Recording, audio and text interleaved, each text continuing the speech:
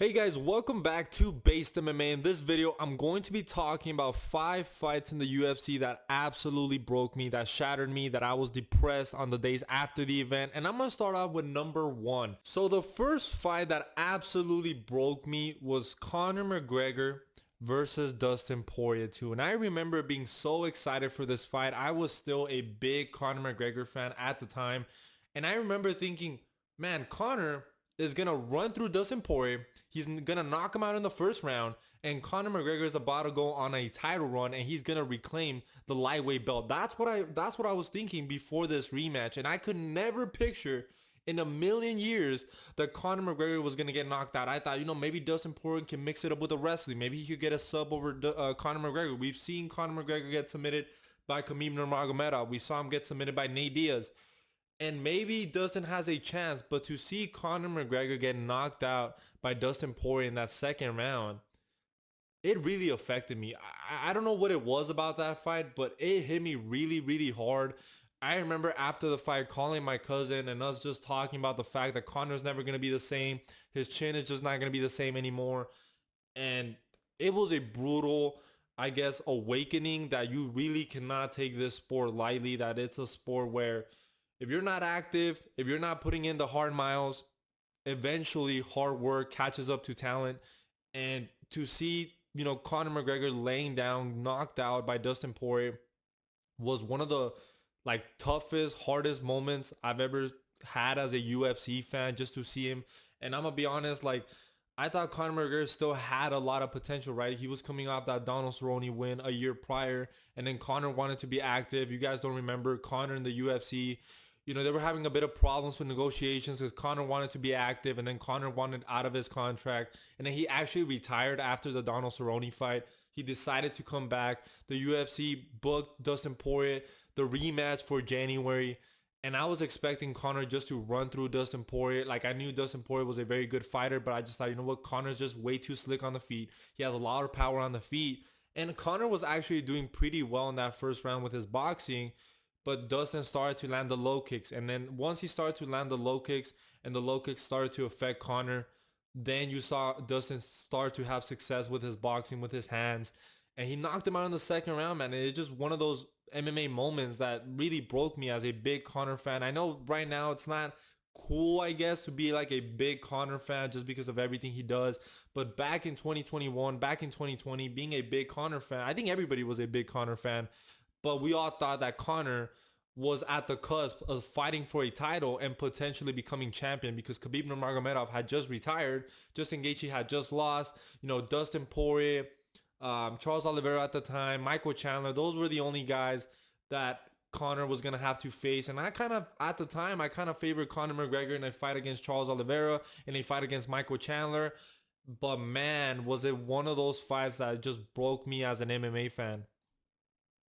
Now, the second fight that absolutely broke me as an MMA fan, and honestly, one of the fights that has had the best buildups in the last couple of years has been Charles Oliveira versus Islam Makhachev. The buildup to this fight was absolutely insane. The Dagestan fans versus the Charles Oliveira fans. Charles Oliveira was on a crazy win streak. Islam Makhachev was getting a title shot, coming off a win over Bobby Green.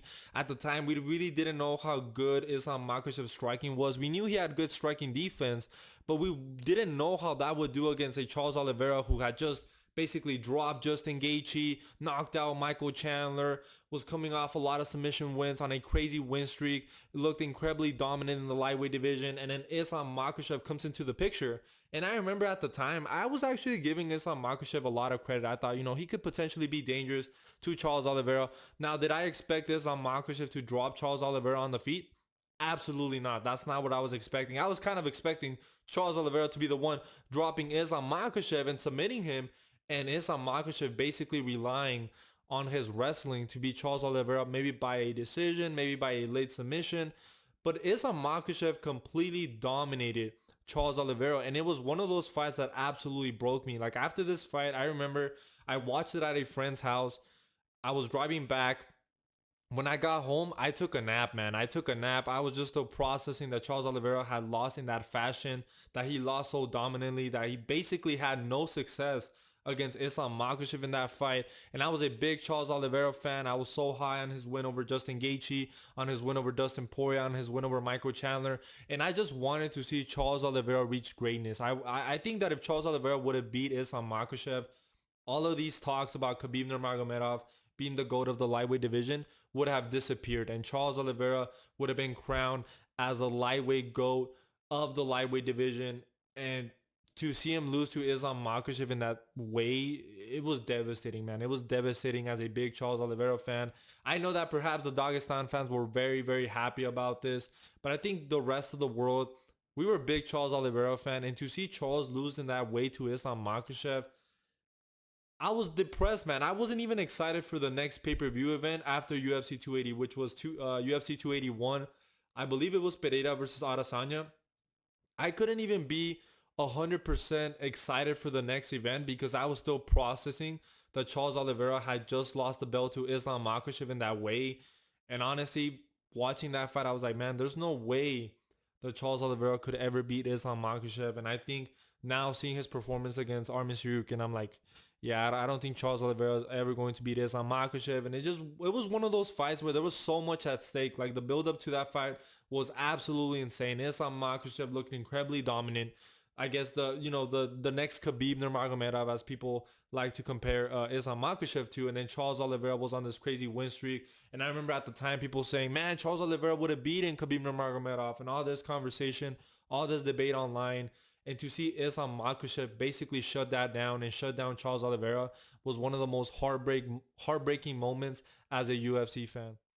Now, the third fight that really broke me as a UFC fan is kind of a selfish one because it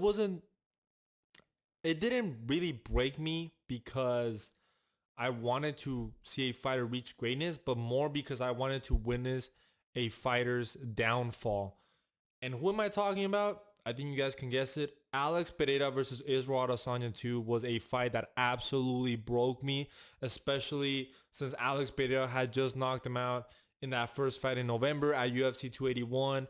And then they made the rematch, and I was like, man, Adesanya's coming back too soon after getting hurt by Alex Pereira. Alex Pereira is going to knock him out even faster this time. Pereira is going to get even better. And then the fight happened. And Israel Adesanya had one of the most badass, coolest knockouts in the UFC. And I couldn't even enjoy it because he had just knocked out Alex Pereira. And to see him reclaim the belt, call me a hater, man. I'm a big Israel Adesanya hater. And to see him get knocked out Alex Pereira, it broke me as a UFC fan. I was pissed, man. I was pissed for weeks that Adesanya had just gotten that knockout over Alex Pereira. I remember at the time being so frustrated with Pereira for throwing 2 left hooks in a row and getting countered by that same right hand that he did in that first fight. And he also got caught with that punch in boxing. Obviously, he didn't get knocked out in the boxing fights, but still, I was pissed, man. I was such an Adesanya hater. And I remember the days after that fight, Pereira fans and Adesanya fans were going at it on Twitter, on YouTube. People saying that, well, Pereira's still up 3-1, but Adesanya got the best knockout. You know what I'm saying? So it was one of those fights that really broke me as a UFC fan. Now I understand this is one that's kind of a selfish one, right? Because it wasn't necessarily that I really cared about Alex Pereira reaching greatness, but more about witnessing Adesanya's downfall, because I was like, man, this guy's not that good. I remember rooting against him in that Vettori fight and that Costa fight, and I thought, man, the Vettori fight was kind of competitive. You know, I thought Vettori maybe could have won that decision, but I understand now in hindsight that Vettori probably lost that fight. The fight against Robert Whittaker, I thought Robert Whittaker in the rematch had beat Israel Adesanya, even though it was kind of a boring, snoozy fight. I kind of understand why the UFC or the judges did not give that fight to Robert Whittaker, even though I thought he, won the fight. But just to see Adesanya like reclaim the belt, and I think we were all waiting, all the Adesanya haters, we were all waiting to see Adesanya's downfall in the middleweight division. And even though we had gotten that with Pereira winning and getting the belt, we just wanted to see Adesanya gone once and for all and lose that rematch. And I thought he was going to get knocked out even sooner than he did in that first fight. I thought Pereira was going to have more success, and he did have more success in that first round, but he got caught with the right hand. And this fight just absolutely broke me as a UFC fan. It just shattered me, and I was depressed in the weeks after. I was so mad that Pera had gotten knocked out in that fashion. Now, the fourth fight that absolutely broke me is one that's not going to surprise a lot of you. And to be honest with you, the reason why this fight broke me so bad is because of my own expectations. And that was Alexander Volkanovski versus Islam Makhachev too. If you guys don't remember, I think you guys probably remember because it was pretty recent. Volkanovski stepped in on short notice. Charles Oliveira pulled out due to an injury. Alexander Volkanovski was stepping in on 10 days notice.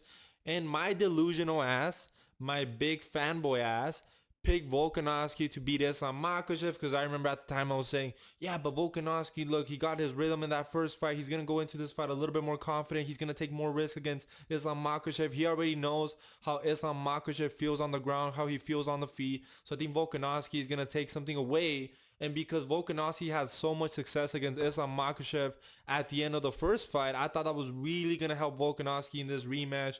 And I remember a lot of MMA YouTubers, you know, they were being level-headed and they were saying, look, Volkanovski stepping in on short notice. He's going to get knocked out by Islam Makhachev. Islam is going to be able to rehydrate properly. He's going to be stronger. He's going to take Volkanovski a little bit more seriously going into this rematch. But my delusional ass picked Volkanovski, and I really did believe that Volkanovski had a chance of beating Islam Makhachev in the rematch. So when Islam Makhachev knocked him out with that head kick in that first round, it absolutely broke me, and I was just there sitting in silence, basically reflecting on the fact that Volkanovski shouldn't have taken this fight. He shouldn't have taken that fight against Islam Makhachev. And man, it really broke me because I was a big Volkanovski fan. And similar to that Charles and Islam fight, it was just like, I just wanted to see Volkanovski reach greatness. Not that I have anything against Islam Makhachev, but I wanted to see Volkanovski reach greatness. If he would have beat Islam Makhachev on 10 days notice in Abu Dhabi, can you imagine how badass that is for Volkanovski's legacy? It would have been absolutely incredible. Of course, I'm going to be rooting for the underdog here. And to see him get knocked out in that fashion, and then, you know, I kind of knew after that Volkanovski was on a decline. I remember that fight as well. I was talking to my cousin, and you know, it's kind of funny because these Abu Dhabi cards always leave me kind of depressed. I hate when the UFC goes to Abu Dhabi because then in my time zone, the fights take place at 2 p.m.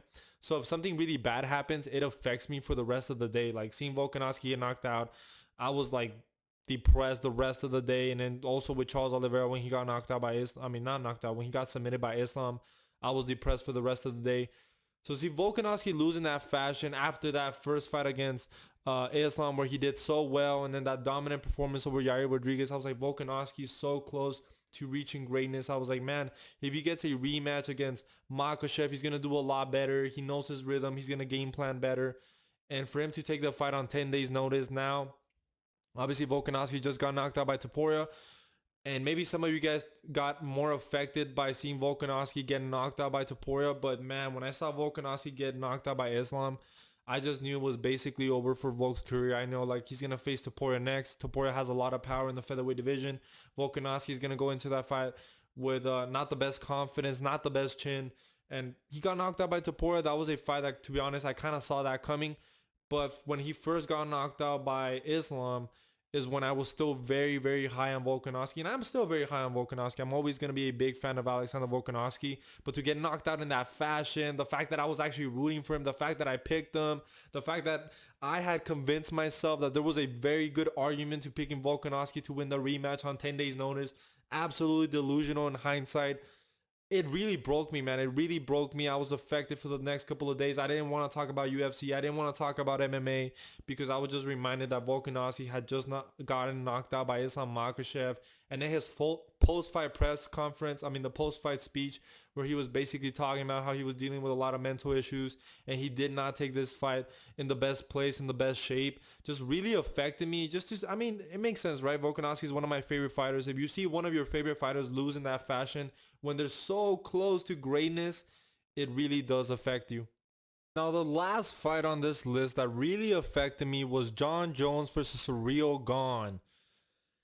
Jon Jones was returning to the UFC. I was very excited about this fight. Look, I'm also not the biggest fan of Jon Jones, and I thought he had lost to Dominic Reyes. Ciryl Gane looked like a pretty dominant heavyweight. I know he had that loss against Francis Ngannou, but arguably Ciryl Gane had won that fight. So I truly saw Ciryl Gane as like the true champion of the heavyweight division. So when I saw that Jon Jones was coming back to fight Ciryl Gane, who's very fast on the feet, who's very athletic, who's not a blob of a heavyweight, who's actually athletic, who's actually fast. I know Ciryl Gane doesn't necessarily have like the best grappling, and we knew that going into this fight, but I was like, man, Jon Jones hasn't fought in 3-4 years. You know, he's going to move up to the heavyweight division. He's going to be a lot slower. We don't know how he looks these days. There's no way he's actually better. And for him to dismantle Ciryl Gane in their first round, in the first round of that fight so easily and be able to get the submission absolutely broke me, but not in a way where I was sad, but more where I was like shocked. Like my jaw was open. I was just there in silence sitting there, and I had bet a lot of money on Ciryl Gane. I bet like $150, and maybe that's not a lot to you guys, but I was a broke college student at the time, and to bet that much money on Ciryl Gane, I was so confident Ciryl Gane was going to be able to piece up Jon Jones on the feet and win a decision or potentially a late TKO. And for him to get dismantled like that, where the fight basically wasn't even a fight, just broke me, man. It just left me there like shocked. Like I was like, the MMA doesn't fucking make any sense. Like, how does this make any sense? Ciryl Gane has been active. Jon Jones hasn't fought in quite a while. His last fight was arguably a loss to Dominic Reyes. How does he do this? Like, it left me like shocked. I was like, Ciryl Gane, you absolutely suck. Like, I was so mad at myself for trusting that Ciryl Gane would do that good. But to be fair, I mean, Jon Jones did absolutely incredible. He put an incredible performance. He took down Ciryl Gane and basically exposed a major weakness in his game.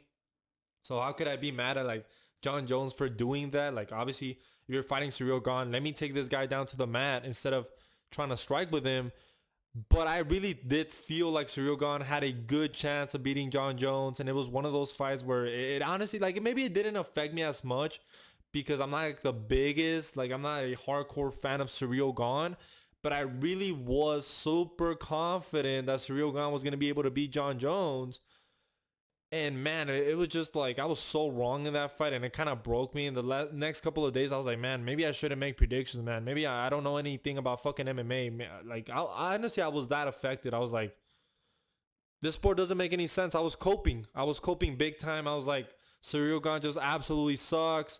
You know, Jon Jones just has plot armor. This guy's undefeated. Like, how can I pick against him? And yeah, man, that is the last fight that truly affected me. So those are the fights that broke me as a UFC fan. Let me know which fights broke you. Make sure to like and subscribe. I hope you guys enjoy the video, and I'll see you guys in the next one.